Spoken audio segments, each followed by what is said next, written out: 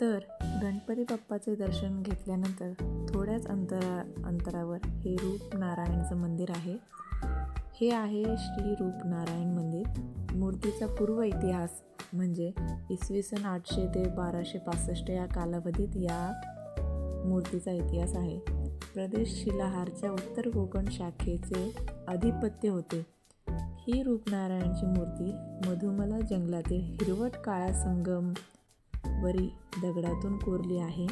मूर्तीचे नाक, हात व चक्र हे भंगलेले असून या संदर्भात कथा सांगतात की फिरंग्यांनी बहुधा पोर्तुगीज ही मूर्ती पळवण्याचा प्रयत्न केला, तेव्हा तेथील भक्तांनी त्यांना अटकाव केला.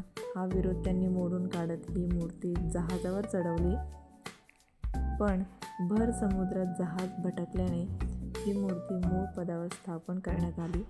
दिव्यागार गावाचा हा प्राचीन इतिहास आहे.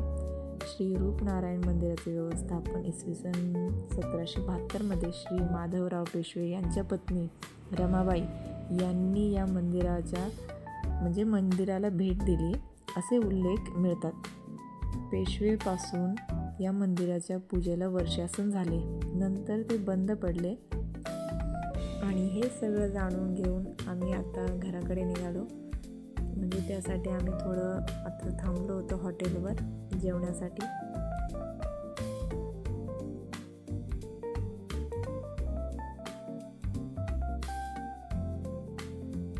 हॉटेल खूप छान होतं. म्हणजे खूप आजचा दिवस माझ्यासाठी खूप म्हणजे असं एक्सपिरियन्स सारखा होता. म्हणजे खूप काही शिकायला भेटलं आणि खूप काही आपल्याला इतिहास जे आपल्या पुस्तकात नाही आहे ते सुद्धा माहिती करायला म्हणजे भेटलं. आणि हेच गोष्टी म्हणजे आपल्याला जेवढ्या भेटतील तेवढ्या आपण घ्यायला पाहिजे. आणि आमची मस्ती तर चालूच असते, ते तुम्हाला तर रोज पाहायला भेटणारच आहे. तर चॅनलला लाईक, शेअर अँड सबस्क्राईब करायला विसरू नका. थँक्यू.